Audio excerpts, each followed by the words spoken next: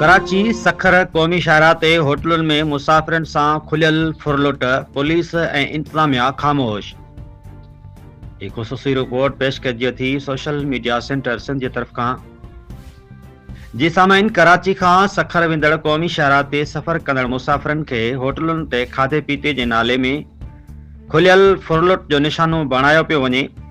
मुसाफ़िरनि शिकायत कई आहे त होटलुनि ते खाधे पाणी ऐं ॿियनि सहूलियतुनि जा अघ टीणा चौणा वसूल कया वञनि था, जॾहिं त ख़ाली वेहण, निमाज़ पढ़ण या गुसलखाने जे इस्तेमाल ते भी रक़म वरिती वञे थी।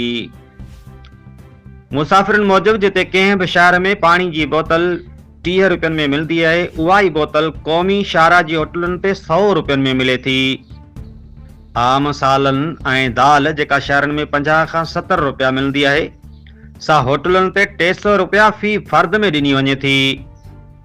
उन खां बि वधीक हैरत वारी ॻाल्हि इहा आहे त जेकॾहिं 3 माण्हू गॾु वेठल आहिनि, सिर्फ़ हिकु शख़्स मानी खाए थो, तॾहिं बि सभिनी खां फी फर्द 300 रुपया वसूल कया वञनि था।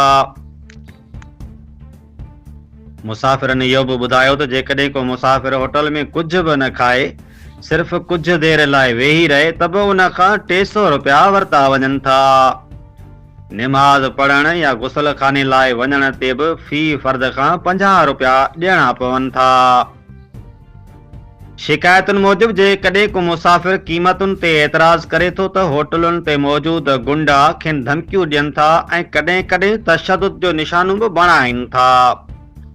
मुसाफ़िरनि जो चवणु आहे त होटल मालिकनि खे पुलिस जो को बि ख़ौफ़ नाहे ऐं पुलिस संदनि साथ ॾिए थी। केतिरनि माण्हुनि इल्ज़ाम हयो आहे त जेकॾहिं को मुसाफ़िर पुलिस खे शिकायत करे थो त उन खां बि हज़ारें रुपया पेट्रोल ख़र्च जे नाले में वरिता वञनि था। सफ़र कंदड़ माण्हुनि जो चवणु आहे त हुकूमत ऐं इंतिज़ामिया जी बेहसी सबबि क़ौमी शाहरा ते मुसाफ़िर मुकमल तौर ते बेयारो मददगार बणियल आहिनि। हिन सूरताल ते मुसाफ़िरनि में शदीद मायूसी ऐं ख़ौफ़ वधी रहियो आहे। मुसाफ़िरनि जो सुवाल आहे त आख़िर इहो ज़ुल्म बंदि केरु कराईंदो? छा हुकूमत ऐं कानून लागू कंदड़ इदारा रस्तनि ते इन्हनि होटलुनि जी मनमानीअ खे रोकण लाइ क़दम खणंदा, या अवाम अहिड़ी बेवसी में सफ़र करण ते मजबूर रहंदो? ॾिसंदा रहो सोशल मीडिया सेंटर सिंध। 300 रुपया प्लेट आहे।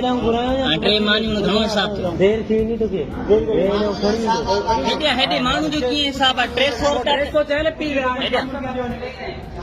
300 रुपया प्लेट आहे न? 300 रुपया प्लेट आहे न? माण्हू जो हिसाब आहे। माण्हू जो कीअं? मैं 10 माण्हू अची जा हिकड़ी 300 जी प्लेट खावां, तू मुंहिंजा 1000 रुपया काढी दे। बाक़ी छा तू छा थो ॻाल्हाई? तू कीअं थो ॻाल्हाई? तू ॿुधा न असां 300 रुपया प्लेट आहे। 3 मानियूं त घणा थिया हिसाब कर? माना 10 ॼणा अचूं, असां हिकड़ी खाऊं त माना 10 जा पैसा वठंदे? इहो कीअं हिसाब आहे? ॿुधा न असां। मां ॿुधायां तोखे, जॾहिं तो मां भली 4 वठी जा 20 वठी अचां, 300 रुपया प्लेट आहे न? कीअं 400 रुपया 20 जा मानी आहे न? मानी कीअं मूंखे ॿुधा, मानी कीअं? मानी जो हिसाब ॿुधा। 40 रुपया छो मानी आहे? दाल जा चयनि 40 305 चया मूं किथां चयनि? कहिड़ो होटल आहे मूंखे ॿुधा त तूं मानी 40 रुपया मानी बदे जिथे किथे 20 रुपया थी हलाई इज़त सां निकिरे। इहो ई आहे न माण्हू आराम सां तूं ॻाल्हाए।